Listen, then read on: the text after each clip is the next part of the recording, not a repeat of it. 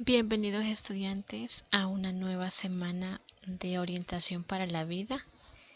Esta semana iniciamos con la guía número 13, dirigida para ustedes, estudiantes de primer año de bachillerato sección A y B.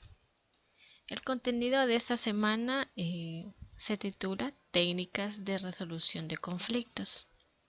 ¿Cuál sería nuestro indicador de logros? Proponer con seguridad técnicas basadas en la comunicación afectiva, simulación, el diálogo y la escucha efectiva para resolver situaciones conflictivas reales o hipotéticas. ¿Cuál es la importancia de controlar las emociones en la comunicación interpersonal? Como ya lo hemos venido trabajando, las relaciones humanas van a estar siempre ligadas a la comunicación. Ya sabemos que la comunicación puede ser a nivel individual o a nivel colectivo.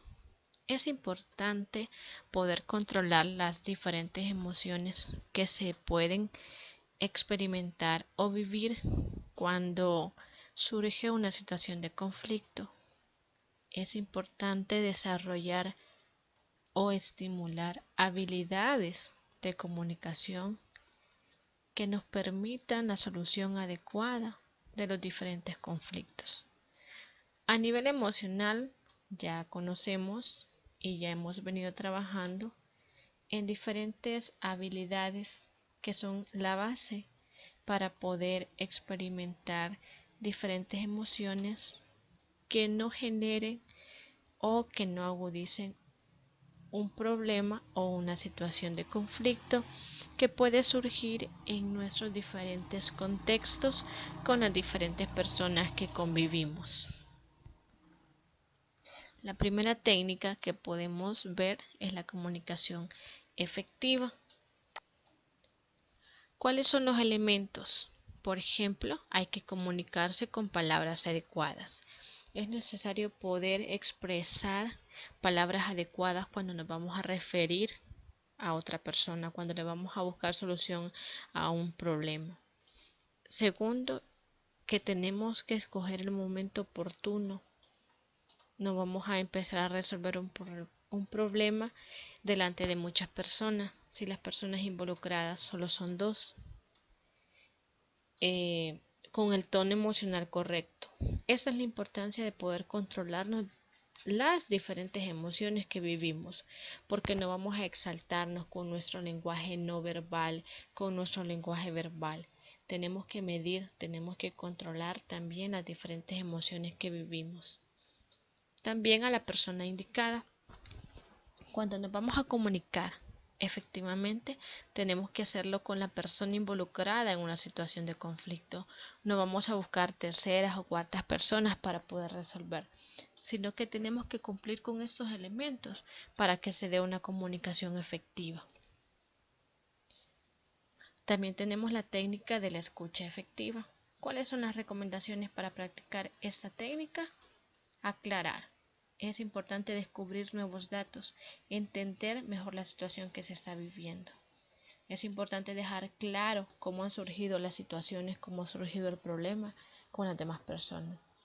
También parafrasear, que significa que vamos a mostrar comprensión. Podemos retroalimentar también lo que la otra persona nos está diciendo. Asegurar y darle a entender que estamos poniendo atención. No solamente estamos escuchando. También animar, comunicar el interés, mostrar empatía, animar a que los demás se expresen. Entonces vamos a comunicar que le estamos poniendo interés a lo que nos está diciendo esa persona. Reflejar, enfocar lo dicho por el otro.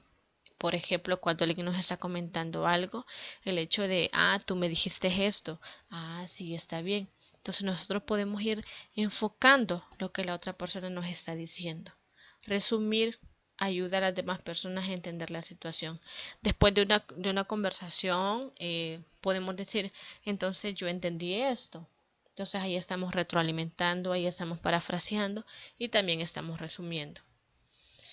La técnica de simulación es básicamente un juego de roles en el cual la persona que está en un conflicto va a actuar ¿De qué forma? Como que si fuera un teatro. La idea es que cada uno se vea reflejado en el otro para que puedan identificar las diferentes maneras en que somos percibidos por la otra persona.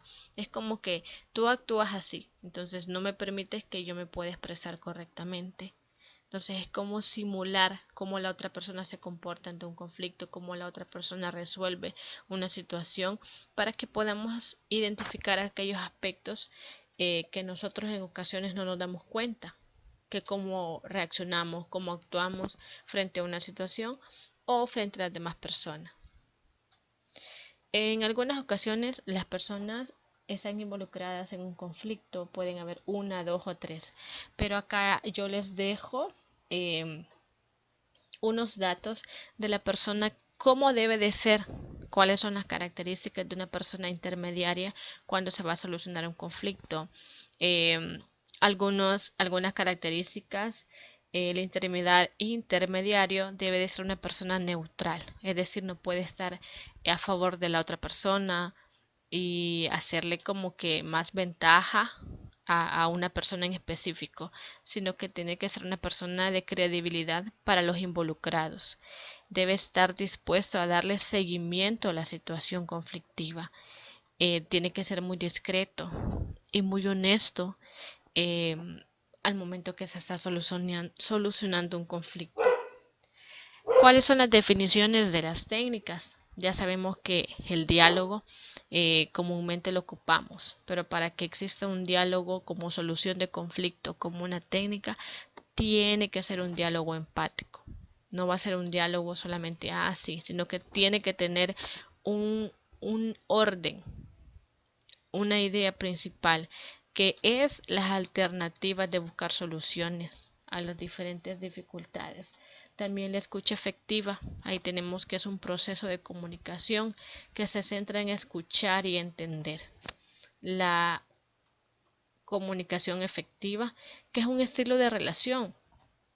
Aquí lo más importante es ser asertivo, saber cómo me voy a comunicar, saber cómo voy a prestar atención, y todos los elementos que ya hemos visto. También otras técnicas tenemos como las técnicas de meditación, las técnicas de relajación progresiva, respiración diafragmática, resistencia pasiva, que son todas esas técnicas que nosotros podemos implementar para desarrollar, para resolver los diferentes conflictos.